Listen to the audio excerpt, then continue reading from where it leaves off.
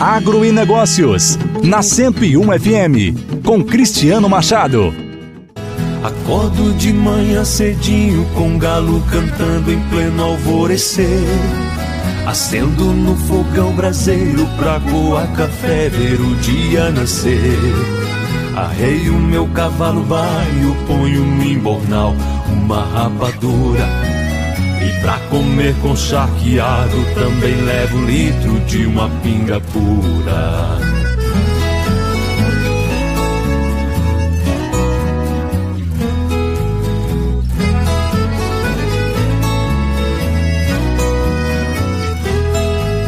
Cavalgo pela natureza, o gado no pasto, eu vou tocando. Seguro o estouro da boiada, tenho todo o campo sob o meu comando. À sombra de uma quaresmeira, paro às 11 horas, saco minha navalha. Pra pita meu cigarro, pico, corto, fumo fino, enrolo na palha. Começa agora na 101 FM, o Agro e Negócios, com as principais informações do campo no Oeste Paulista, em São Paulo e no Brasil. No ar, notícias que importam aos homens e mulheres do campo. No ar, o Agro e Negócios.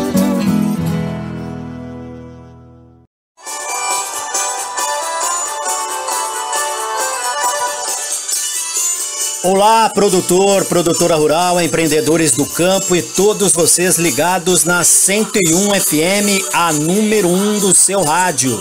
A partir de agora, na emissora líder de audiência da região, o programa Agro e Negócios.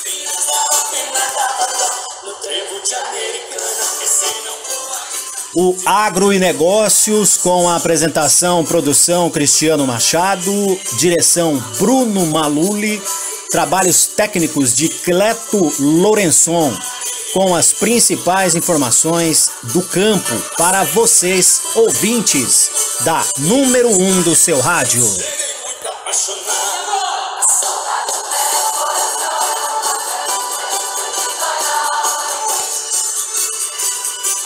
E como sempre, neste domingo, nós teremos informações úteis a vocês, mulheres e homens do campo, que vivem na região oeste do estado de São Paulo, também no norte do Paraná e sul do Mato Grosso do Sul.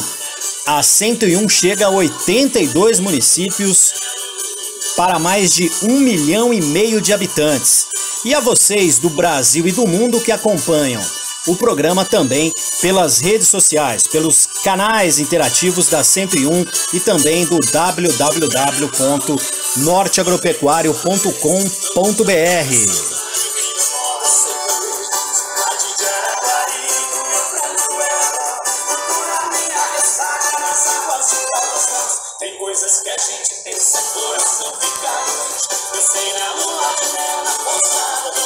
Agro e Negócios, na 101 FM, com Cristiano Machado.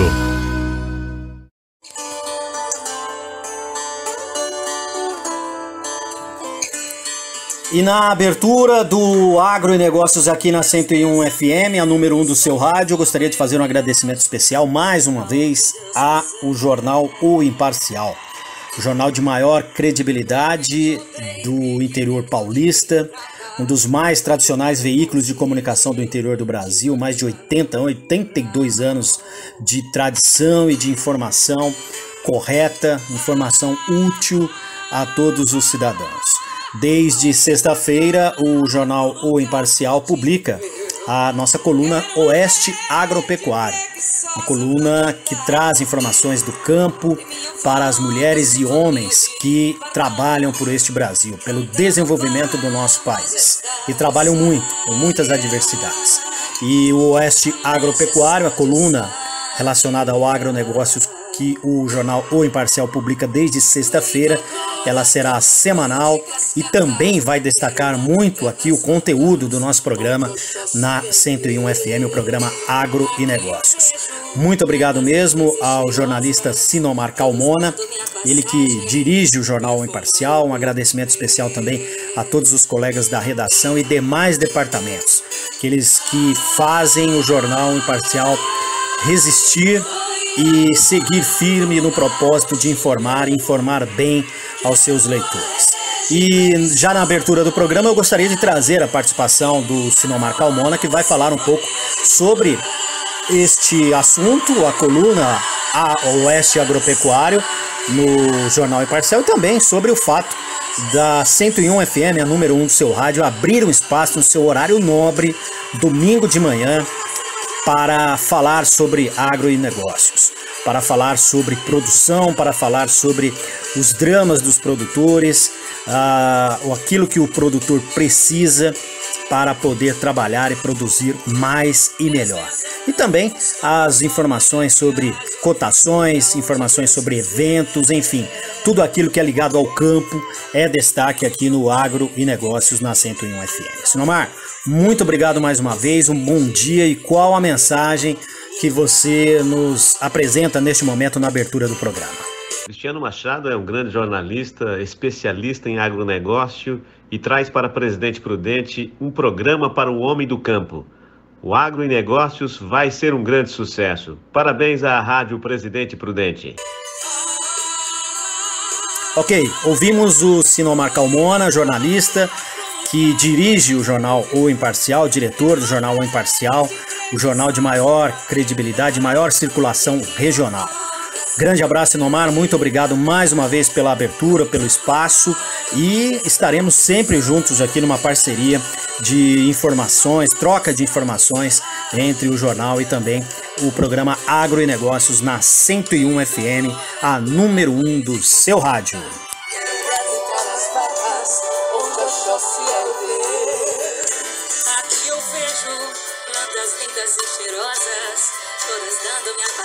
Você acompanha o Agro e Negócios na 101 FM.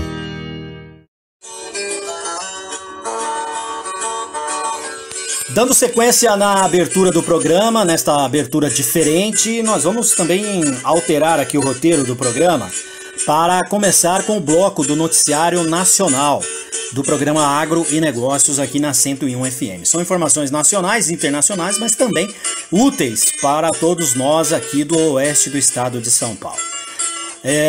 O Brasil tem parecer favorável para ampliar zonas livres de febre aftosa sem vacinação. Sérgio Pastor de Brasília fala sobre o assunto. Vamos ouvi-lo. A ministra da Agricultura, Pecuária e Abastecimento, Tereza Cristina, informou que o Brasil recebeu parecer favorável da Organização Mundial de Saúde Animal para o reconhecimento dos estados do Paraná, do Rio Grande do Sul e do Bloco 1, que inclui Acre, Rondônia e parte do Amazonas e do Mato Grosso, como zonas livres de febre aftosa sem vacinação. O Paraná também recebeu parecer favorável como zona livre da peste suína clássica independente. Em maio, o parecer será analisado durante a 88ª Sessão Geral da Assembleia Mundial dos Delegados da OIE. A ministra informou os governadores e secretários de Agricultura dos estados em reunião virtual, na quarta-feira, sobre o parecer técnico. Acabei de ter uma videoconferência com os governadores do Amazonas, do Acre, Rondônia, Mato Grosso, Paraná e Rio Grande do Sul. Para uma boa notícia que nos chega da OIE, o comitê científico se reuniu e aprovou esses estados para a retirada da vacinação de aftosa. É o penúltimo passo para que tenhamos esse certificado internacional para esses estados.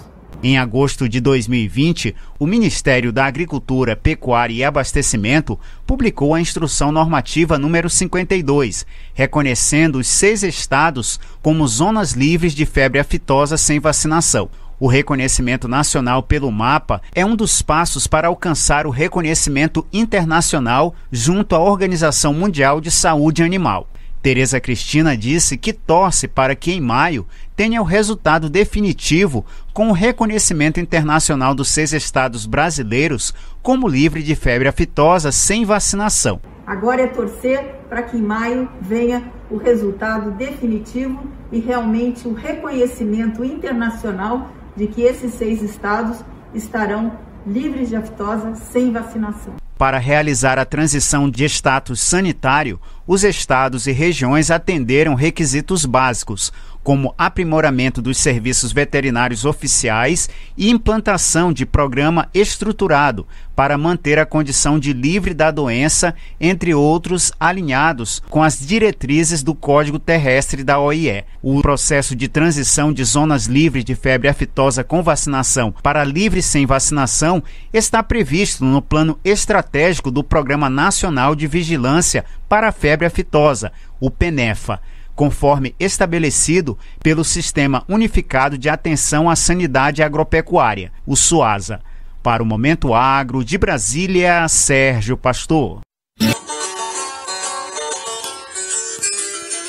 Produção de grãos tem super safra e deve chegar a 272 milhões de toneladas.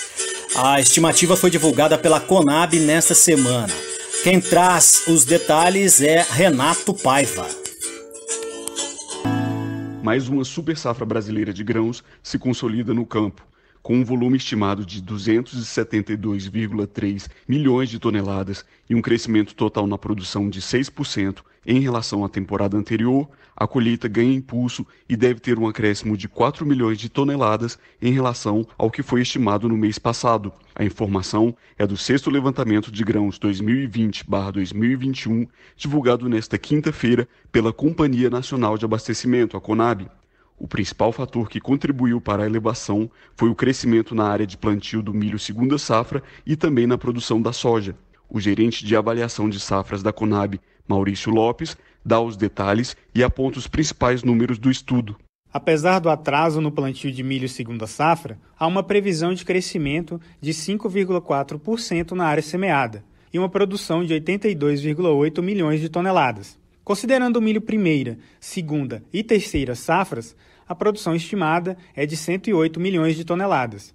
Para a cultura da soja, há um atraso considerável na colheita em relação à safra anterior, com um pouco mais de 40% das lavouras colhidas. O arroz está em fase inicial de colheita no Rio Grande do Sul e em Santa Catarina já está em fase final. No Brasil, a produção estimada é em torno de 11 milhões de toneladas. A crescente demanda por alimentos também traz reflexos na agricultura, como explica o diretor do Departamento de Comercialização e Abastecimento do Ministério da Agricultura, Silvio Farnese.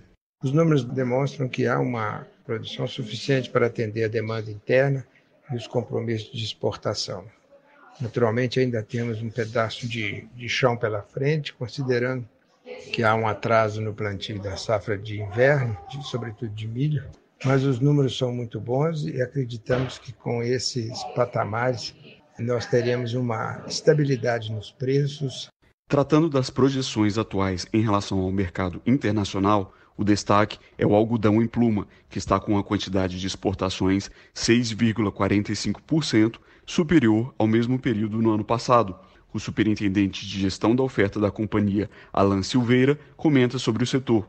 A gente tem uma previsão de exportações de milho em 35 milhões de toneladas das 108 milhões de toneladas que vão ser produzidas aqui no Brasil.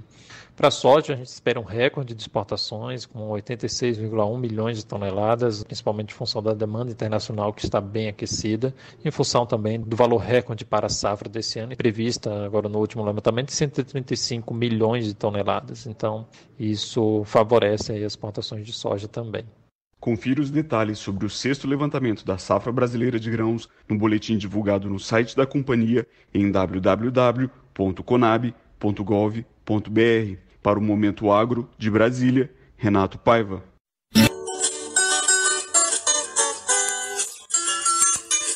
Brasil e Argentina solucionam pendências do comércio de produtos agropecuários. De volta ao Agronegócios aqui na 101 FM, o jornalista Sérgio Pastor. A ministra da Agricultura, Pecuária e Abastecimento, Tereza Cristina, e o ministro da Agricultura, Pecuária e Pesca da Argentina, Luiz Basterra, se reuniram nesta terça-feira para avaliar as medidas e estreitar o comércio e a cooperação entre os dois países. Após intenso trabalho iniciado em 2020, Brasil e Argentina solucionaram 49 temas pendentes na relação bilateral agropecuária de um total de 54 itens. Os temas incluem abertura e reabertura de mercado de diversos produtos, como farinhas, carnes, lácteos, grãos, pet food e frutas. A ministra Tereza Cristina destacou a autorização para importação de camarões inteiros e limpos da Argentina, chamados lagostinos, e a resolução de pendências sanitárias para exportação de uva e maçã brasileira. A pauta com a Argentina agora é daqui para frente, o para trás está encerrado. Nós zeramos todos os nossos problemas de certificado, enfim, hoje na agropecuária, na agricultura e na pecuária, o Brasil e a Argentina não tem mais nenhum produto que tenha algum tipo de problema. O ministro Basteira lembrou que algumas dessas pendências já duravam mais de 10 anos e foram solucionadas graças à celeridade e credibilidade das equipes. Como ela falou, este tempo que hemos tido de um ano resolveu problemas que tinha mais de 10, 15 anos. Agora temos uma agenda muito positiva que fala de posições internacionais de cooperação. Os ministros estimam que o fluxo comercial de produtos agropecuários deve se intensificar. Atualmente, a Argentina é o 16º destino das exportações brasileiras, que somam 1,170 bilhão de dólares, o que representa mais de 1% das vendas externas do agronegócio. Os principais itens são soja, café não torrado, frutas, nozes não oleaginosas, frescas e secas. A maior parte das importações do Brasil tem origem argentina. Em 2020, as compras somaram mais de 3 bilhões de dólares, o que corresponde a 1/4 do total das importações do país. Os governos continuarão se debruçando para a solução de mais 5 temas, entre eles o controle integrado da fronteira para agilizar o trânsito de mercadorias perecíveis. Para o Momento Agro, de Brasília, Sérgio Pastor. Agro e Negócios, na 101 FM, com Cristiano Machado. Voltamos a apresentar na 101 FM, o Agro e Negócios.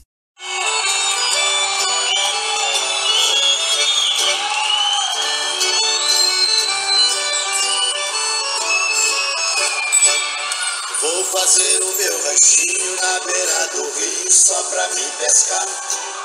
Pra fugir do barulhão da cidade grande, pra não estressar. Lá eu fico amoitado, jogo um farelinho pra cevar o poço. Até esqueço que no banco eu tô atolado até o pescoço. Ai, como é difícil a vida do pescador. De noite ele enrosca o anzol na gaiada da taboca. De dia ele queima no sol, dando banho na minhoca. E o Agro e Negócios na 101 FM, a número 1 do seu rádio, volta para falar sobre abate humanitário de peixes. Isso mesmo, é uma técnica que evita o sofrimento do animal. Com o resultado, garante a qualidade do pescado, que permanece fresco por mais tempo.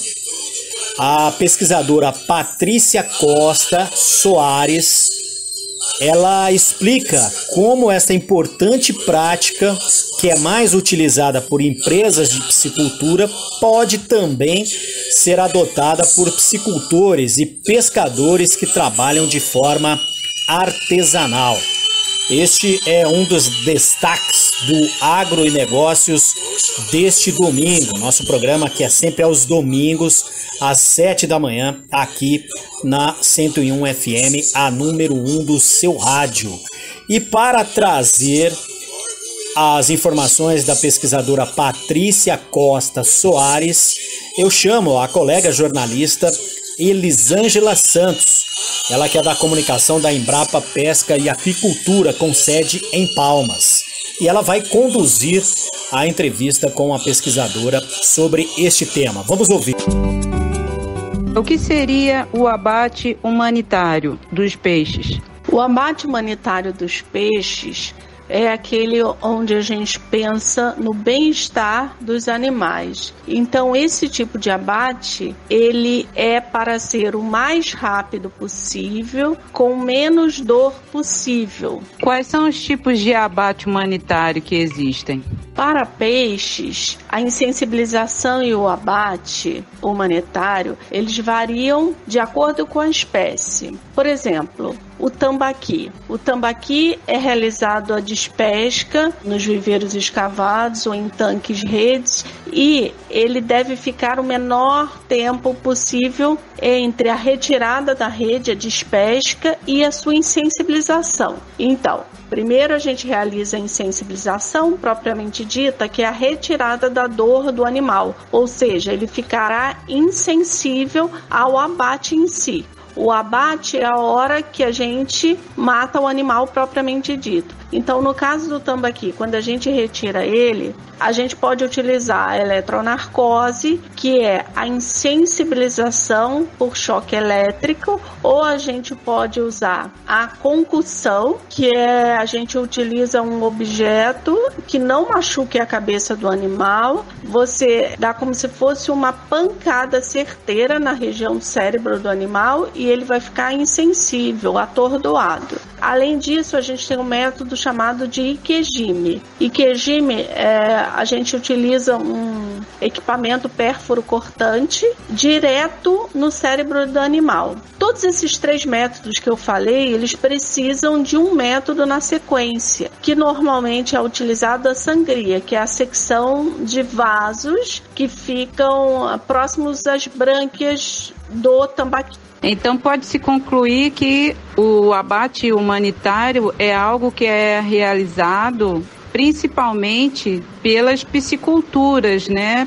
Por empresas realmente especializadas na produção de peixes, porque eu fico imaginando que pescadores artesanais não conhecem essas técnicas e acabam não fazendo esse tipo de abate, não é mesmo? De fato, esse tipo de abate mais relacionado à eletronarcose e ao Ikejime são feitos por empresas, né, mais organizadas, digamos assim, com maior volume, mais ligadas ao serviço de inspeção e tal. Mas nada impede que os pescadores artesanais possam fazer, por exemplo, a concussão cerebral. Por exemplo, os pescadores artesanais que trabalharem na captura de bagres, basta retirar esse animal da rede, né, colocar na canoa, no barco e fazer a concussão cerebral. É claro que o pescador, ele precisa conhecer onde é a região a se proferir a pancada, né?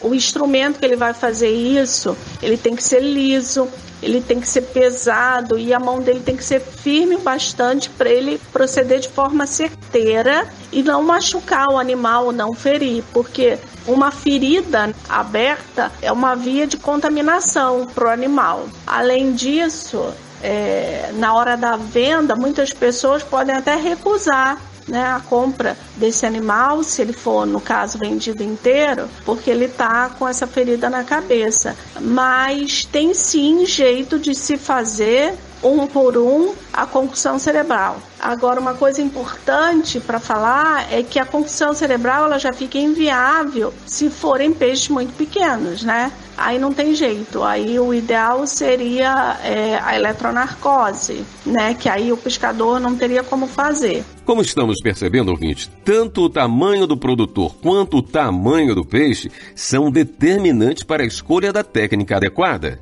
A concussão cerebral é indicada para peixes a partir de quantos quilos? Na realidade, você precisa pegar o peixe na mão, né? Ele tem que ser grande o suficiente para que você consiga pegar ele na mão e que você consiga acertar a região cerebral dele. Eu acredito que acima de 1 quilo.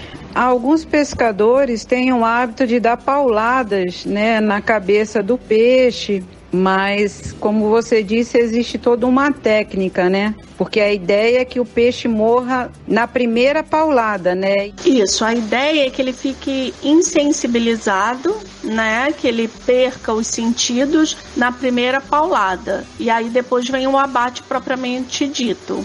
Ficar dando diversas pauladas não é legal, porque aí o animal, além de estar fora d'água, ele vai estar sofrendo, né? Então é por isso que a pessoa que vai fazer a insensibilização e depois o abate na sequência, ela precisa conhecer a anatomia e a boa técnica para que o animal não sofra. Ouvinte, o golpe tem que ser certeiro. Por isso é importante conhecer a anatomia, como disse a pesquisadora Patrícia, para saber qual é o ponto certo para dar o golpe na cabeça do peixe. Qual seria então esse ponto? Na região da cabeça, acima dos olhos, é só traçar mais ou menos um X. Você cruza de um olho ao outro, fazendo um X em cima da cabeça. Vai ser mais ou menos por ali. Não sei se deu para ficar claro. É na região central da cabeça, mais ou menos no meio, acima dos olhos. Mas considerando um pescador artesanal que pesca uma certa variedade de peixes, há muitas diferenças da região que precisa ser insensibilizada, a região da cabeça, ou é tudo mais ou menos na mesma área? É mais ou menos na mesma área, assim, não tem muita diferença. Vai mudar, sim, dependendo do tamanho do peixe, alguns centímetros ou até mesmo milímetros. Mas o importante também é conhecer a área e a pressão que você vai efetuar nesse golpe. Porque tem peixes que, se você bater com muita força, aí você já faz o abate direto, né? Que aí você abre até uma ferida. E como eu falei acima, não é muito interessante e pode até complicar na hora de vender esse animal. Bem, pelo que a pesquisadora nos falou até agora, ficou claro que a concussão, que é o golpe, serve para insensibilizar o peixe. Já o abate deve ser feito com sangria, que seria a secção de vasos, né? Com uma faca higienizada. Isso vai trazer benefícios em relação à qualidade do animal. Você evitando que o animal sofra, você mantém a qualidade do pescado por mais tempo. É como se ele mantivesse reservas que vão protegê-lo da deteriora da carne. Então, é muito importante que o animal não fique se debatendo na canoa, nos tanques, na rede, né? Quanto mais rápido ele for insensibilizado e for abatido, melhor para quem está vendendo, melhor para o animal. Tem algum lugar específico que é recomendável que o pescador faça a sangria? Tem sim, é só levantar ali nas guelras, onde ficam as brânquias, na região do opérculo, levanta e ali tem um grande número de vasos. É só fazer o corte ali dentro. E é bem interessante também que essa área, ela não fica exposta, né? É uma área escondida. Então a pessoa que for comprar o peixe, ela não está aparente. Isso significa, ouvinte, um peixe bonito, sem qualquer ferida que possa espantar o comprador. Bem, e não podemos nos esquecer de falar que quem trabalha com pesca artesanal deve observar sempre algo importantíssimo: as boas práticas de higiene. Isso mesmo, pois higiene é saúde. E a gente chama atenção para a necessidade do uso de uma faca molada, afiada e sempre muito bem higienizada entre um abate e outro.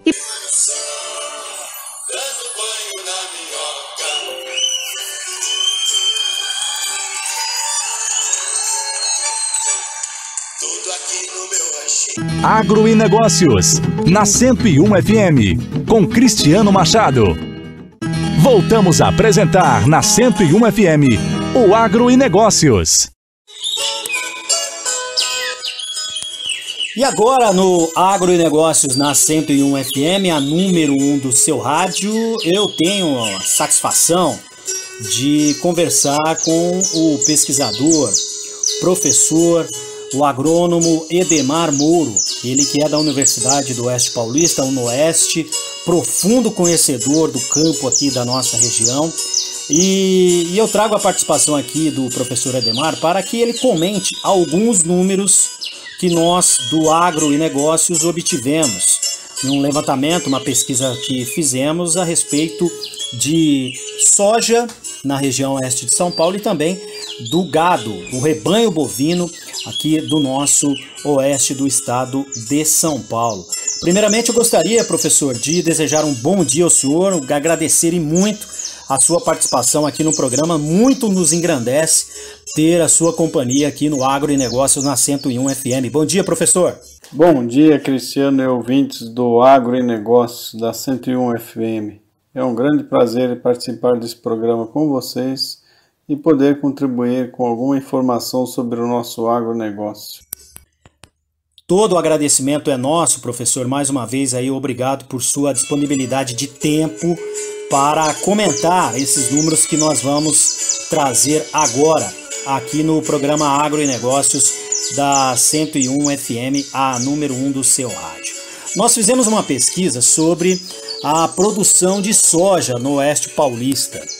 E nós temos alguns números interessantes aqui que eu gostaria que o professor comentasse. Por exemplo, produção de soja na região Oeste Paulista, aí o balanço final de 2020.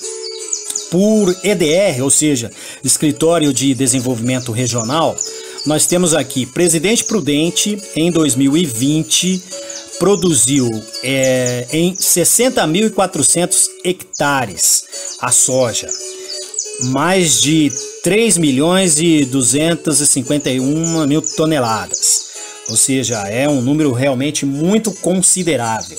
Nós temos Andradina, por exemplo, a 8.667 hectares em 2020 para 411.000 toneladas.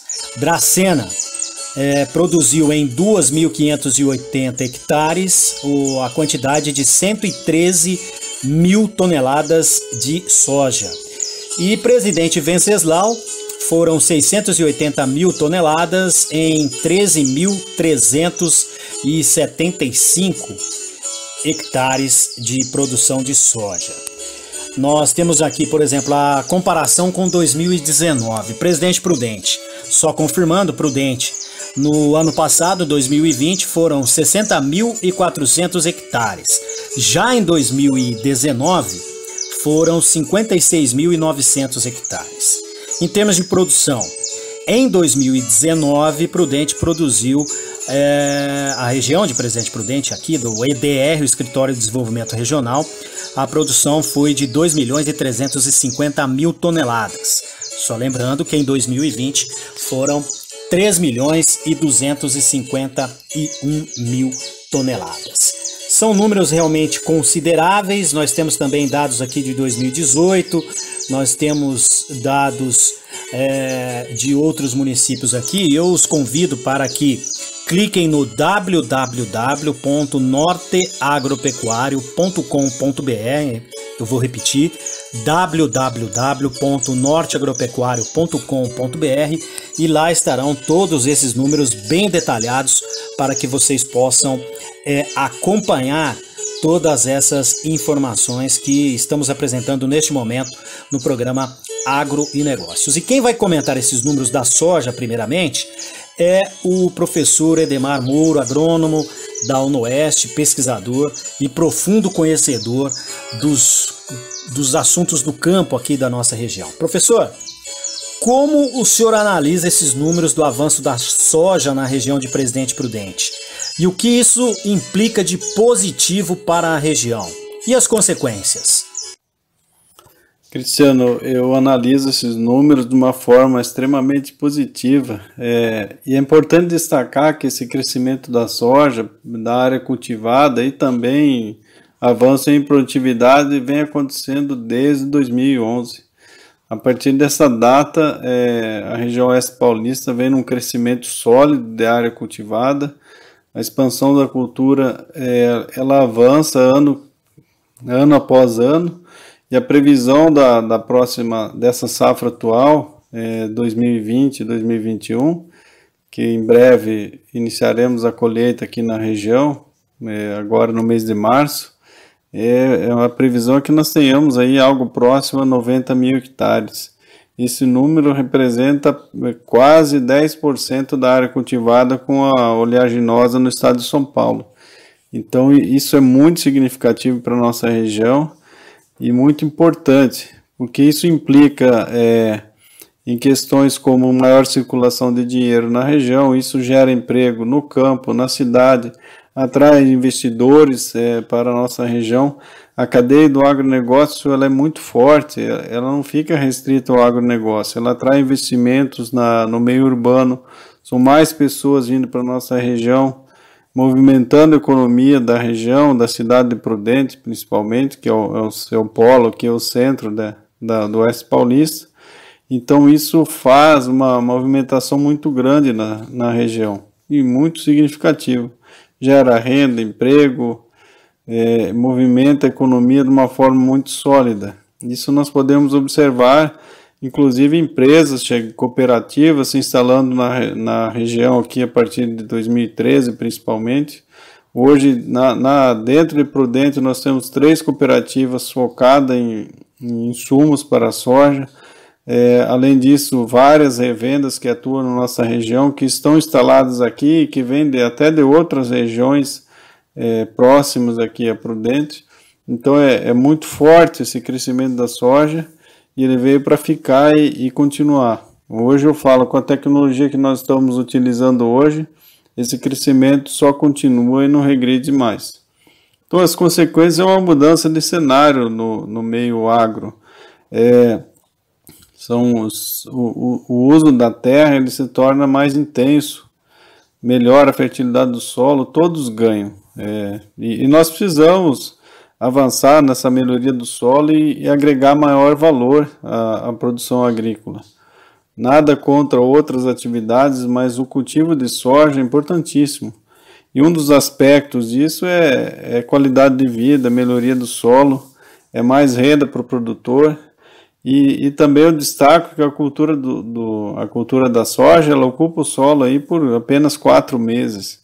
Em seguida é feita a colheita, essa área retorna para o produtor para usar de outra forma, como por exemplo pastagem após soja. E aí essa combinação soja e pasto é espetacular. As duas atividades, tanto a lavoura como a pecuária, acabam ganhando com essa questão.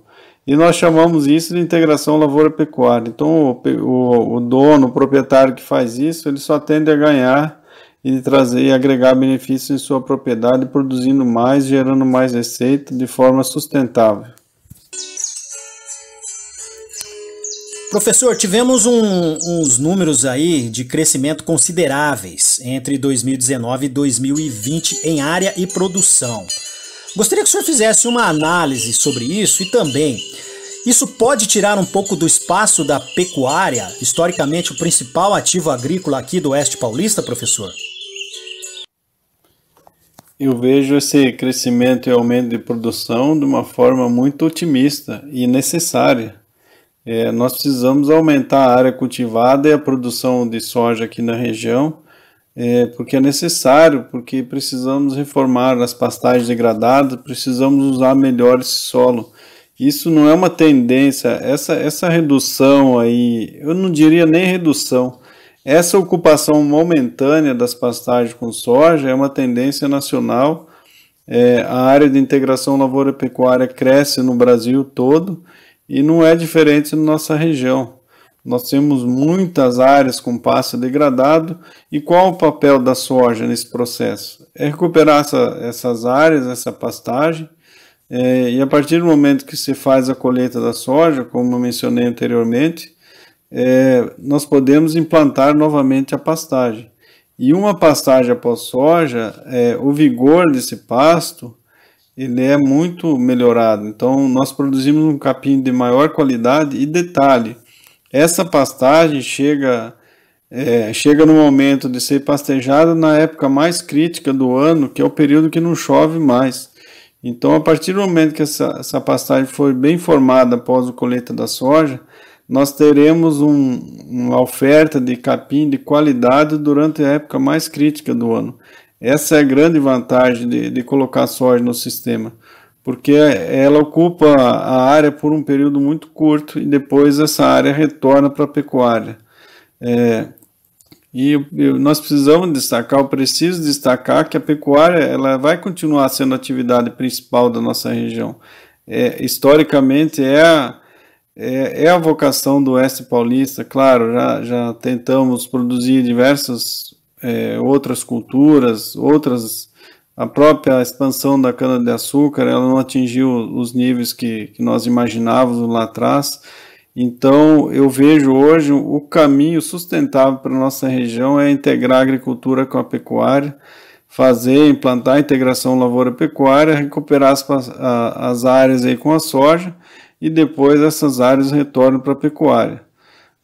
E permanecem aí por 2 ou 3 anos, depois volta-se a fazer soja nessas áreas, recupera novamente a fertilidade desse solo, a microbiologia, você faz todo um processo de recuperação, devolve a área para a pecuária. Então, fazendo isso, na verdade, nós não estamos enfraquecendo a pecuária, pelo contrário, estamos trabalhando com 2 atividades que uma potencializa a outra.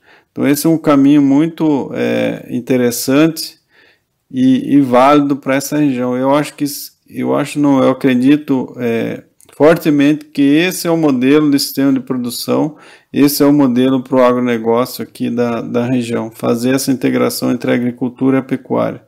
E aí o desenvolvimento da nossa região vai fatalmente acontecer quando uma atividade potencializa a outra, os ganhos são muito superiores quando você faz só agricultura ou só pecuária. Então, o caminho hoje para a região de Prudente é integrar as 2 atividades. Agro e Negócios, na 101 FM, com Cristiano Machado. Um rápido intervalo comercial, nós estamos conversando com o professor Edemar Moro, ele que é pesquisador da UNOeste, falando sobre o avanço da soja na região oeste do estado de São Paulo. E logo depois do intervalo nós teremos a participação do professor comentando números do rebanho bovino do Oeste Paulista. Fiquem por aqui, em instantes voltaremos com isso e muito mais. Voltamos a apresentar na 101 FM, o Agro e Negócios. Estamos de volta com a participação do professor Edemar Moro, ele que é pesquisador da UNOeste, e nós falamos no bloco anterior do avanço da soja. E agora, professor, eu gostaria que o senhor falasse sobre a questão do rebanho bovino. São números que nós obtivemos, por exemplo, em relação ao Escritório de Desenvolvimento Regional de Presidente Prudente. Prudente fechou 2020 com um rebanho, aqui só o escritório regional aqui de Prudente, com um rebanho de 729.646 bovinos.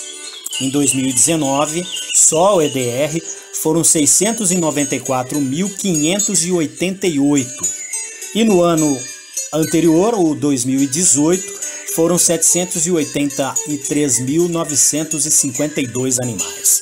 São os balanços aí de 2020, 2019 e 2018. Agora, por região administrativa. A região administrativa de Presidente Prudente encerrou 2020 com um rebanho bovino de 1.793.291 animais. Em 2019 foram 2.083.000 animais.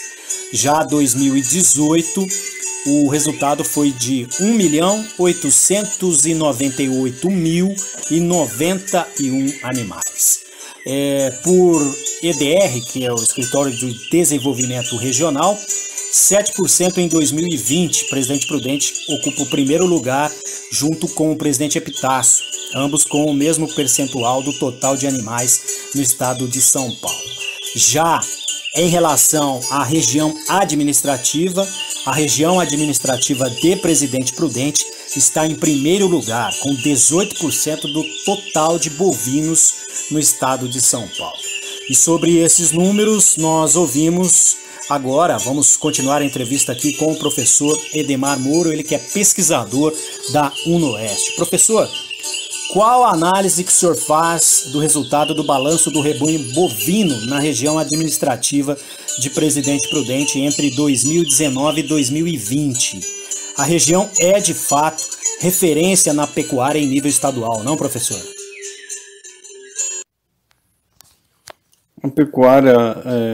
A pecuária de corte aqui na região continua forte. Essa oscilação aí que acontece de um ano para o outro é pequena, ela não chega a ser tão representativa, não tem um grande impacto aí. Por exemplo, nós não podemos falar que teve uma redução grande.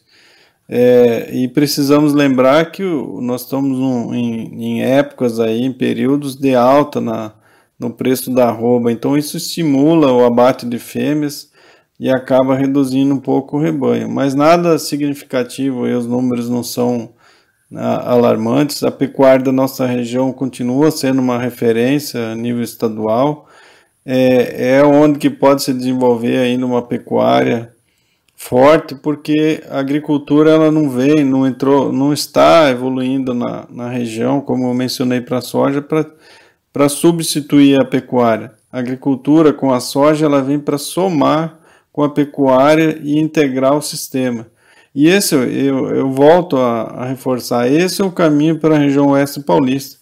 Nós precisamos lembrar aqui que nós temos um solo difícil de trabalhar, que são solos arenosos. Isso demanda bastante palha, e essa palhada para cobertura de solo, para um sistema de produção, para um plantio direto de qualidade, ela vem da pecuária. Então, qual o grande benefício da pecuária para a agricultura? Estruturação e proteção do solo com a palhada produzida pelos capins. Em seguida, considerando esse solo arenoso, isso faz com que se mantenha uma umidade maior do solo, se produz uma soja de boa qualidade, com menos risco, com essa palhada, com essa proteção que a pecuária deixa. E em seguida, após a colheita da soja, implantamos novamente a pastagem, e aí teremos pasto de qualidade ao longo de todo o período seco, que é o maior gargalo da pecuária na nossa região, é o período seco. Quando nós vemos as fazendas de pecuária nesse período do ano, a partir de abril até setembro, em áreas que não se faz integração lavoura-pecuária, o capim ele permanece seco aí nesse período. Em áreas que tem um sistema integrado, nós teremos pasto de qualidade. Então a pecuária não ficará ameaçada, não será ameaçada pela agricultura, pelo contrário. Uma atividade, que reforço novamente, uma atividade vai auxiliar a outra aí para que ambas se fortaleçam. Professor, tivemos uma redução aqui, pontual, 290 mil animais, e isso está dentro, diríamos, de um parâmetro normal, ou tem alguma ligação com o avanço da soja, outro tipo de situação? Explique, por favor, aos ouvintes da 101 FM. Cristiano, essa redução do número de animais, considerando a região administrativa toda, ela, na verdade, ela está dentro do normal pelo seguinte, porque as pastagens degradadas, elas precisam ser recuperadas e, eventualmente, alguma outra atividade vai ocupar esse espaço. Até porque, se nós olharmos o rebanho total da região, é próximo a 1.800.000 cabeças, mas a área com pasto ainda na região oeste toda, a oeste paulista toda, é muito grande. Se nós fazermos o cálculo de número de animais por hectare, é muito baixo, daria algo pouco acima de um animal por hectare. Então, uma pecuária em pasto degradado, ela dá prejuízo ao pecuarista, quando a degradação é muito grande. Então, esse processo de substituição momentânea ou por outra atividade de pastagem degradada, ele é normal, em vista que a atividade não tem retorno econômico compatível com o uso desse solo. E aí o pecuarista precisa intervir ou arrendar a área para alguma outra atividade ou ele próprio recuperar essas áreas. Vamos supor que se nós tivéssemos fazer uma estimativa, 1.500.000 hectares com pecuária, e tem isso na região, nós deveríamos ter pelo menos um rebanho de 3 milhões de cabeças aqui na região. Então esse número não me preocupa não. Eu não é por conta da soja que houve essa redução do rebanho. A soja, eu vejo que a soja, como já comentei, inclusive ajudará o pecuarista que fizer as duas atividades, porque, como já mencionei, após a colheita da soja ele consegue recuperar essa pastagem. Então não vejo a soja como uma ameaça para a pecuária, mas uma ameaça para aquela pecuária que está tendo prejuízo. Pode até ser que aconteça, mas depois é possível recuperar esse pasto. E também nós não podemos esquecer que essa redução ela também está atrelada ao alto valor aí da arroba de carne no momento, e vem por um bom período de tempo aumentando aí o valor da arroba. Isso também estimula a venda de animais aí, até de fêmeas, e depois a reposição disso ela acaba também sendo pesada, e às vezes não há uma reposição na mesma intensidade que a venda. Mas é um processo sim natural a recuperação dessas pastagens, eventualmente com a agricultura, que pode depois ser integrada com a pecuária novamente, como se faz a integração lavoura-pecuária, mas muitas áreas de pasto que hoje não geram lucro mais, elas vão ser substituídas por alguma outra atividade. Isso eu considero normal, esse processo, até porque uma propriedade rural, ela precisa gerar receita e lucro e não prejuízo ao produtor, ao pecuarista.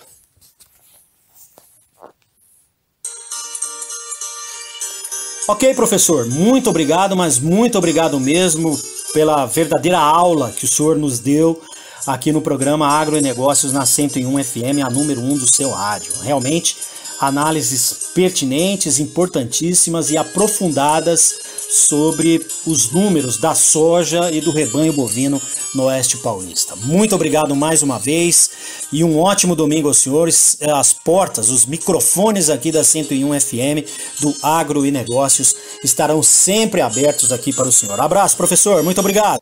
Cristiano, a mensagem final que eu deixo é de agradecimento pelo convite a participar do programa, e aos agricultores e pecuaristas eu deixo uma mensagem de otimismo.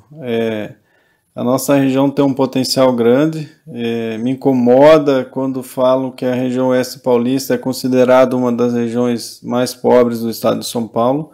Nós, com tecnologia, fazendo sistemas integrados, fazendo integração lavoura-pecuária, investindo mais no solo, na pastagem, nós podemos reverter esse quadro e tornar a região Oeste Paulista uma potência no estado de São Paulo, produzir muito alimento, atrair mais investimentos para a região e mudar esse quadro aí. Então é isso, a região tem potencial, nós já provamos isso, as tecnologias que estamos levando ao campo hoje, elas funcionam e geram resultado. Então, a partir de então que a tecnologia existe, é uma questão de adoção ou não dessa tecnologia. Então, eu espero que os produtores e pecuaristas adotem a tecnologia que está disponível e transformem suas fazendas em fábricas de alimento. Muito obrigado mais uma vez.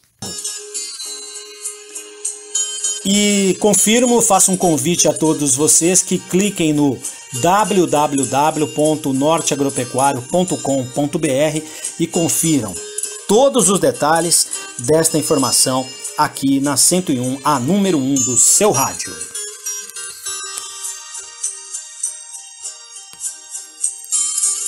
Agro e Negócios, na 101 FM, com Cristiano Machado.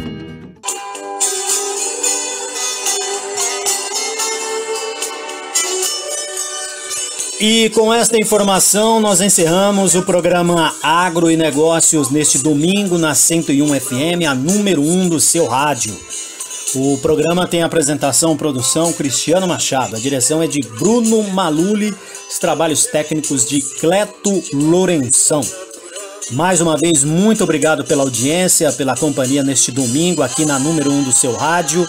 O som da 101 FM chega a 82 municípios do oeste do estado de São Paulo, do norte do Paraná e sul do Mato Grosso do Sul, onde vivem 1,5 milhão de pessoas. Sem contar a internet, que leva a programação da emissora para o Brasil e para todo o mundo.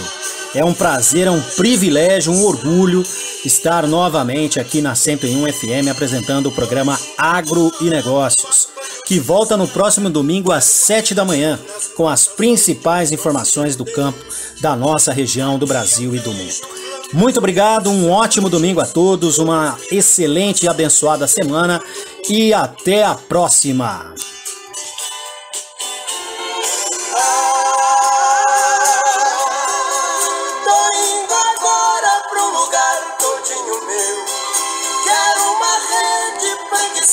Pra deitar em minha volta, sinfonia de pardais, cantando para a majestade o sabiá,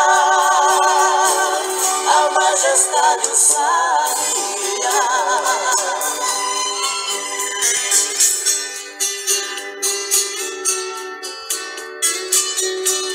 Obrigado por acompanhar na 101 FM o programa Agro e Negócios. Hoje ficamos por aqui, mas o Agro e Negócios volta no próximo domingo, a partir das 7 da manhã, na número 1 do seu rádio, com Cristiano Machado.